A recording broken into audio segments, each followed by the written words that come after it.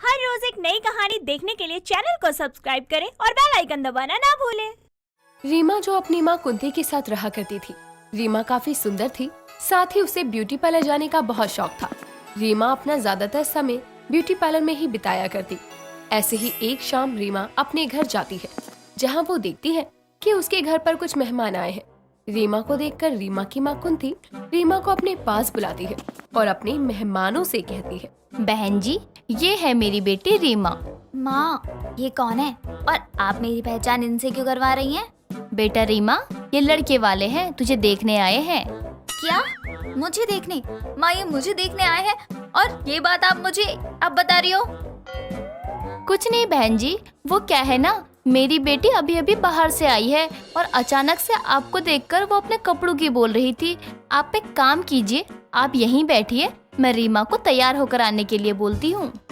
कुंती अब अपनी बेटी को लेकर कमरे में जाती है और उससे कहती है, रीमा, ये तुझे देखने के लिए आए हैं। देख बेटा, ये काफी अच्छे घर से है, इसीलिए मैं चाहती हूँ कि तू इस शादी के लिए हाँ कर दे। और वैसे भी तेरे पापा के जाने के बाद मैंने बड़ी मुश्किल से तुझे पाला है, प्लीज तू इस शादी के लिए मना मत करना।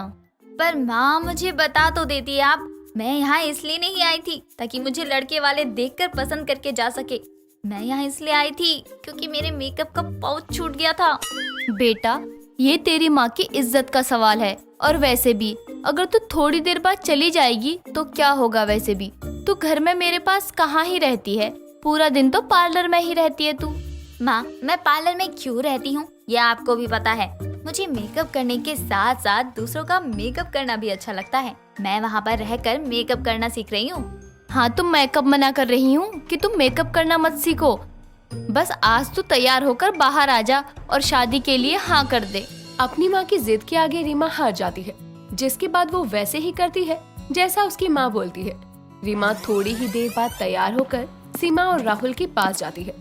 राहुल और सीमा को तो रीमा पहली ही नजर में पसंद आ जाती है, जिसके बाद वो इस रिश्ते के लिए हाँ कर देते हैं। कुंती बहन, सच कहूँ तो मुझे आपकी बेटी बहुत पसंद है। आपकी बेटी को देख ऐसा लग रहा है जैसे आपकी बेटी हमारे घर के लिए ही बनी है। बहन जी, मुझे तो ये रिश्ता मंजूर है। लो जी, कर लो बात। अब जब आपको ये रिश्ता पसंद है तो इसमें मैं क्या बोलूं। जिस तरह से आपको मेरी बेटी एक ही नजर में पसंद आ गई, ठीक उसी तरह मुझे भी आपका बेटा पहली नजर में ही पसंद आ गया। मेरी तरफ से रिश्ता पक्का है। इस तरह से राहुल और सीमा का रिश्ता पक्का हो जाता है। साथ ही कुछ दिनों बाद रीमा की शादी राहुल से होती है। शादी के बाद रीमा अपने घर की जिम्मेदारियां बखूबी निभाती है, पर रीमा को अपना समय पार्लर में बिताने की आदत थी। बस इसीलिए एक रात जब सभी खाना खा रहे थे, तभी रीमा अपने पति राहुल और अपनी सास से कहती है, राहुल जी, माँ जी, मैं क्या कह रही थी कि शादी से पहले मैं ना अपना ज्यादा से ज्यादा समय पार्लर में ही बिताया करती थी, इसलिए मेरा मन नहीं लग रहा। क्या सच में तू पार्लर जाया करती थी? पार्लर जाती थी, इसका मतलब तो यही हुआ कि इसको पार्लर का पूरा कोर्स आता होगा। बहू, तुझे पार्लर का कोर्स आता है? मेरा मतलब ये कि तू पार्लर जाती थी तो तुझे पार्लर का काम आता ही होगा ना। मेरा मतलब कि मेकअप शेकअप। हाँ माँ जी, मुझे मेकअप करना आता है, पर ठीक से नहीं, क्योंकि मैं मेकअप से ज्यादा बॉडी पर ध्यान देती थी। आए हाय, बॉडी पर, इसका मतलब ये हुआ कि इसको मेकअप नहीं बल्कि वो वैक्स और बॉडी क्लीन करना आता होगा। अगर इसको मेकअप आता है तो मैं इसको पार्लर में जाने देती, पर अब क्या करूं। बहू, तूने कभी मेकअप करना सीखा नहीं? मेरा मतलब है बॉडी को छोड़कर तूने कभी मेकअप करना सीखा है या बस यूं ही पार्लर में जाकर हांटती थी? माँ जी, मुझे ना सिर्फ अपना मेकअप करना बल्कि दूसरों का मेकअप करना भी अच्छा लगता है, और बस यही कारण है कि मैं पार्लर जाया करती थी। इसका मतलब ये कि बहू को मेकअप भी आता है। अब मुझे क्या ही दिक्कत है? माँ जी, ज्यादा मत सोचो। अगर आप मुझे नहीं जाने देना चाहती हैं तो मैं नहीं जाऊंगी। इतना बोलकर अब रीमा अपने खाने की टेबल से उठ जाती है और अपने कमरे में चली जाती है। रीमा का ऐसा बर्ताव देखकर राहुल को जरा भी अच्छा नहीं लगता। वो भी अपना खाना खत्म करके अपने कमरे में जाता है, जहाँ वो रीमा को खिड़की के पास खड़े देखकर उसके पास जाता है और उससे कहता है, रीमा, क्या हुआ? तुम इस तरह खाना छोड़कर क्यों आ गई? कुछ नहीं राहुल जी, बस यूं ही मन नहीं किया कुछ खाने का। तुम्हें पार्लर जाना है? हाँ, मुझे पार्लर जाना है। मेरी माँ एक सिंगल मदर थी, उन्होंने बहुत स्ट्रगल करके मुझे पाला था। मैं माँ के ऊपर और प्रेशर नहीं देना चाहती थी, बस इसलिए मैंने माँ को कभी नहीं बताया कि मैं पार्लर का कोर्स कर रही हूँ। पार्लर मुझे मेरी सहेली की मामी ने सिखाया था, बस इसलिए मैं अपनी सहेली की मामी के पार्लर जाया करती थी। पर किस्मत से मेरी शादी हो गई और मेरा ब्यूटी पार्लर जाना छूट गया। अरे अगर ऐसी बात है तो तुम कल से चली जाना। पर माँ जी। माँ को मैं देख लूंगा, मैं उन्हें समझा दूंगा, पर मैं तुम्हारे सपनों के साथ कोई भी खिलवाड़ नहीं होने दूंगा। राहुल काफी खुले विचारों का था, बस इसीलिए वो उसको पार्लर जाने की परमिशन दे देता है। अब क्या था, रीमा अगली सुबह अपने घर का काम खत्म कर पार्लर जाती है। वहाँ पर वैक्स करवाने लगती है और पार्लर वाली को अच्छे प्रोडक्ट्स के बारे में बताने लगती है। ये देखकर पार्लर वाली रीमा से कहती है, आपको तो प्रोडक्ट्स के बारे में काफी नॉलेज है। आपने कहीं से पार्लर का कोर्स किया है क्या?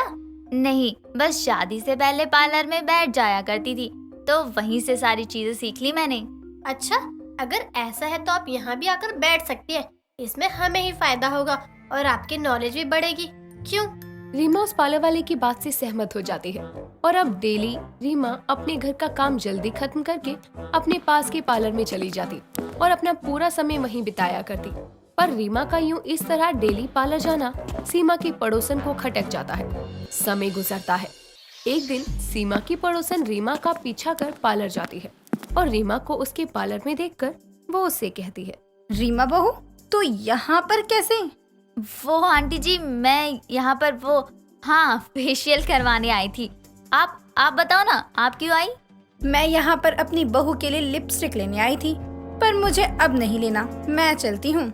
अपनी बात पूरी कर वो वहाँ से चली जाती है और सीधा सीमा के पास जाती है और उसके पीछे रीमा भी अपने घर आ जाती है, जिसके बाद उसकी पड़ोसन उससे कहती है, सीमा बहन, जरा अपनी बहू रीमा को संभाल लो। उसको कहो जनानी है तो जनानी वाली हरकत ही करे, ज्यादा मर्द बनने की जरूरत ना है। आए हाय, पर हुआ क्या है? तो इतना मेरी बहू के बारे में क्यों बोल रही है? अरे मेरी बहू ने तेरी ऐसी भी कौन सी भैंस खोल दी जो तू इतना बौखला रही है? तेरी बहू मेरी भैंस खोल भी नहीं सकती सीमा। मैं तो बस तो ये बताना चाह रही हूँ कि तेरी बहू लुगाई होने के बाद भी मर्दों वाले पार्लर में बैठी रहती है। उस पर जरा लगाम लगा। हाँ तो क्या हुआ? वो मुझे पता है कि वो पार्लर जाती है, उसने मुझसे परमिशन ली है तभी तो पार्लर जा रही है ना, नहीं तो मेरी बहू मुझसे पूछे बिना एक पत्ता तक नहीं हिलाती, समझी? और तुझे बता दूं कि वो कोई मर्दों का पार्लर नहीं है। और रही लगाम लगाने के बाद, तो वो तू अपनी सोच बहन, तू जैसा सोचेगा उसको वही दिखेगा ना। मुझे पता है मेरी बहू क्या करती है, मेरी बहू को पार्लर आता है इसलिए वो वहाँ जाती है। हाँ, आई बड़ी, आगे से मेरे घर के बारे में बोलने से पहले अपने घर में झांक लेना। सीमा की बात सुनकर सीमा की पड़ोसन उसके घर से चली जाती है, तो वहीं दूर खड़ी उसकी बहू ये सब सुन लेती है, जिसके बाद रीमा अपनी सास के पास जाती है और उससे कहती है, माँ जी, मुझे माफ कर देना, मैंने आपको अब तक नहीं बताया कि मैं कहाँ जाती थी। मुझे लगता था कि कहीं आप मुझे मना न कर दें। बहू, तेरी सास की भले ही उम्र हो गई है पर वो पुराने सोच की औरत नहीं है। और हाँ, मुझे यह बात तभी पता चल गई थी जब तू राहुल से अपनी बातें कर रही थी। चल अब ज्यादा मत सोच। अपनी इतनी अच्छी सास को देखकर रीमा अपनी सास को गले से लगा लेती है। कैलाश एक पढ़ा लिखा व्यक्ति था और उसका भगवान में बहुत विश्वास था। उसकी अभी कुछ समय पहले ही शादी हुई थी। वो अपनी माँ सुमित्रा और पत्नी ज्योति के साथ रहता था। कैलाश हर मंगलवार को सुबह सुबह नहाकर मंदिर में बंदरों को केला खिलाया करता था। ऐसे ही एक दिन वो मंदिर जाने से पहले केले लाकर घर में रख देता है और कुछ लेने अपने कमरे में जाता है। जब वो वापस आकर देखता है तो वहाँ एक भी केला नहीं था। तभी वो अपनी माँ को आवाज लगाकर कहता है, माँ, मैंने यहाँ केले रखे थे, कहाँ गए? मुझे क्या पता बेटा, मैं तो अभी कमरे से आई हूँ। तुझे ध्यान है ना कि तू केले लाया था? हाँ माँ, मैं अभी 1 दर्जन केले लाया हूँ। अच्छे से देख ले, तूने कहीं और तो नहीं रख दिए? माँ, मैंने केले यहीं रखे थे, बस थोड़ी देर के लिए कमरे में गया, जब तक केले गायब हो गए। इतना बोलते ही कैलाश की नजर कोने में पड़े केलों के छिलके पर जाती है और वो कहता है, माँ ये देखो, यहाँ तो सिर्फ केले के छिलके हैं, केले कहाँ गए? अरे ये कैसे हो सकता है बेटा? मुझे तो लगता है भगवान हमसे प्रसन्न हो गए, इसलिए आज वो खुद ही आ गए हमारे घर केले खाने। हाँ माँ, मुझे भी लगता है, तुम सही ही कह रही हो। तभी रसोई में से ज्योति एक हाथ में केले लिए और दूसरे हाथ से उन्हें खाते हुए आती है। उसे देखकर उसकी सास कहती है, अरे ये देख कैलाश बेटा, ये केले तो तेरी पत्नी खा रही है। ज्योति, ये केले तुमने खाए हैं? हाँ कैलाश जी, खाने वाली चीज है तो खाऊंगी ना। अरे नास बेटी, ये केले मंदिर के बंदरों के लिए थे और तूने सारे खा लिए। माँ जी, मुझे केले खाना बहुत अच्छा लगता है। इतने सारे केले अपने सामने रखे देखकर मैं खुद को रोक ही नहीं पाई। हे भगवान, सत्यानाश हो बहू तेरा। अब हम बंदरों को क्या खिलाएंगे? माँ कोई बात नहीं, मैं बाजार से और केले ले आता हूँ। सुनिए जी, जा रहे हैं तो केले लेते आइएगा। खा तो लिए पहले ही इतने केले, अभी भी तेरा मन नहीं भरा? इतना कहकर सुमित्रा अपने कमरे में चली जाती है। कैलाश बाजार केले लेने चला जाता है और ज्योति घर के कामों में लग जाती है। अब ऐसे ही दिन बीतते हैं। ज्योति की केले खाने की आदत से सुमित्रा बहुत परेशान थी। ज्योति हमेशा बस केले ही खाया करती और खाकर उनके छिलके पूरे घर में डाल देती। एक दिन सुमित्रा सुबह उठकर कमरे से बाहर आ रही थी कि तभी उसका पैर वहाँ पड़े केले के छिलके पर जाता है और वो जोर से गिरती है। मर गई रे, बहू जल्दी आ। ज्योति केला खाते हुए वहाँ आकर कहती है, क्या हुआ माँ जी? अंधी है क्या, दिखाई नहीं देता? तेरे इस केले के छिलके पर पैर पड़ा और गिर गई, अब उठा मुझे। माँ जी रुकिए, मैं पहले ये केला खा लूं फिर आपको उठाती हूँ। आग लगे तेरे इस केले में, यहाँ मेरी जान निकली जा रही है और तुझे केले खाने की पड़ी है। ज्योति सुमित्रा को उठाकर कमरे में ले जाती है। तभी सुमित्रा ज्योति से कहती है, बहू शाम के लिए बाजार से जाकर सब्जियाँ ले आ, अब तो मैं जा ही नहीं पाऊंगी। ठीक है माँ जी, मैं ले आऊंगी, आप आराम कीजिए। इतना कहकर ज्योति चली जाती है। अब शाम को ज्योति बाजार से आती है तो सुमित्रा कहती है, बहू ले आई सब्जियाँ, क्या क्या लेकर आई है, दिखा तो जरा, कहीं भिंडी तो नहीं ले आई? मेरे बेटे को बिल्कुल पसंद नहीं है। नहीं नहीं माँ जी, ये देखिए। ये क्या, इसमें तो सिर्फ केले हैं। आज मैं सबके लिए केले की सब्जी, केले की भुजिया, केले के पापड़ और भी बहुत सारी चीजें बनाने वाली हूँ। तेरा खुद खाकर मन नहीं भरा, जो अब हमें भी केले ही खिलाएगी। शाम को सब खाना खाने बैठते हैं और टेबल पर सारी चीजें केले की बनी देखकर कैलाश कहता है, ये क्या ज्योति, आज तो सारी चीजें केले की बनी हैं। कोई खास दिन है क्या आज? तेरी बीवी का बस चले तो हमें रोज केले ही खिलाए। अब सभी लोग खाना खाकर सो जाते हैं और कुछ दिन ऐसे ही बीतते हैं। ज्योति की केले खाने की चाहत दिन प्रतिदिन बढ़ने लगती है। वो केले की सब्जी, केले का अचार, केले का शेक पीती रहती।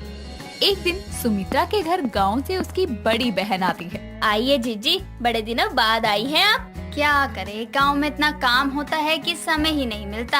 हाँ जीजी रहने दीजिए, आप तो शादी में भी नहीं आई थी, इतना बुलाने के बाद भी।